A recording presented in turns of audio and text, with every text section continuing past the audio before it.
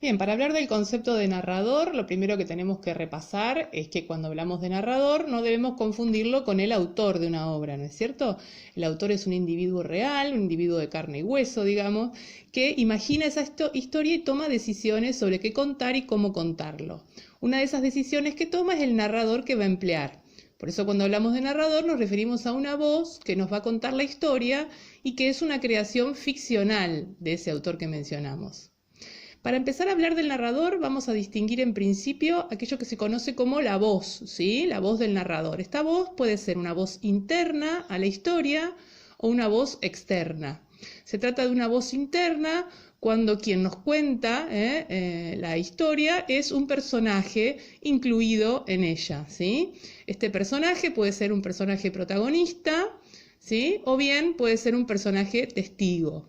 Cuando es un personaje protagonista, esta voz va a emplear la primera persona.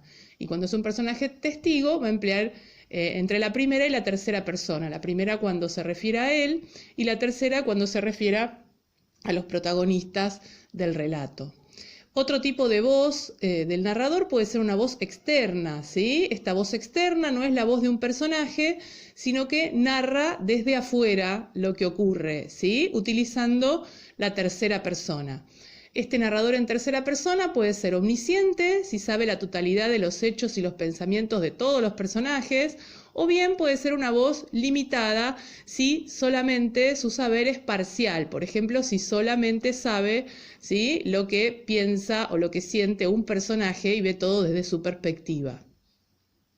Para caracterizar de manera completa al narrador de una historia, otro criterio que tenemos que tener en cuenta es su focalización, ¿sí? La focalización es el punto de vista desde el cual el narrador se ubica para contar los hechos, ¿sí? Y el grado de información que tendrá según ese lugar. Pensemos, como su nombre lo indica, en una cámara, ¿sí?, que para contar una historia hace foco en un determinado punto, ¿sí?, en un determinado personaje, en una determinada perspectiva. Esa focalización puede tratarse de una focalización interna, ¿sí?, cuando coincide con un personaje, ¿sí?, el narrador de alguna manera se instala en la perspectiva de uno o más personajes. Si la focalización interna se mantiene a lo largo de todo un relato, decimos que esa focalización es fija y es única, ¿sí? En cambio, si esa focalización va moviéndose, va variando a lo largo del relato, decimos que es una focalización variable y múltiple, ¿sí? Supongamos que tenemos diferentes narradores en primera persona en una historia, bueno, podríamos pensar en un narrador interno, una focalización interna y múltiple, ¿sí? Hablamos por otro lado de focalización externa, cuando el narrador no se centra en la interioridad de ningún personaje, sino que ve toda la historia desde afuera, ¿sí? Cuenta lo que ve, cuenta lo que escucha, pero no sabe los pensamientos de los personajes ni sus sensaciones, a menos que ellos las pongan de manifiesto en palabras, ¿sí?, o hagan una interpretación de los gestos o los movimientos corporales, pero en ningún momento se menciona el conocimiento de los pensamientos de los personajes, ¿sí? Y por último, hablamos de focalización cero, cuando el narrador no está focalizado en ningún personaje, sino que en realidad nos cuenta pensamientos, sensaciones de todos los personajes, ¿sí? Puede contar tanto lo perceptible por los sentidos como lo imperceptible, como decíamos recién, pensamientos y sentimientos. Como no hay focalización, no nos cuenta solamente de un personaje, sino de todos, por eso hablamos, en el caso de un narrador omnisciente, de focalización cero. Bueno, un poco para terminar y poder ver algún ejemplo, cómo pueden combinarse estas diferentes características del narrador, vamos a recordar el texto Gilgamesh, que fue el primero de los textos completos que leímos este año.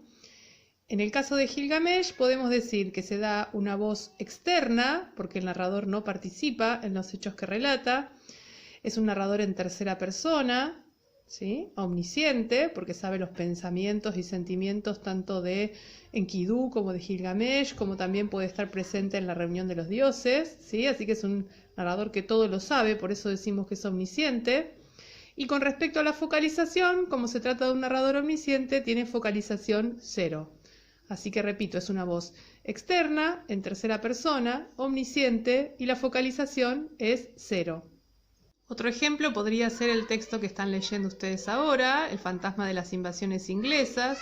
En este caso decimos que se trata de una voz interna, ya que el narrador participa de los hechos como un protagonista, ¿sí? Está narrado en primera persona y la focalización es una focalización interna, es fija y es única, ya que a lo largo de todo el relato está focalizada en el mismo personaje, el personaje de Julián.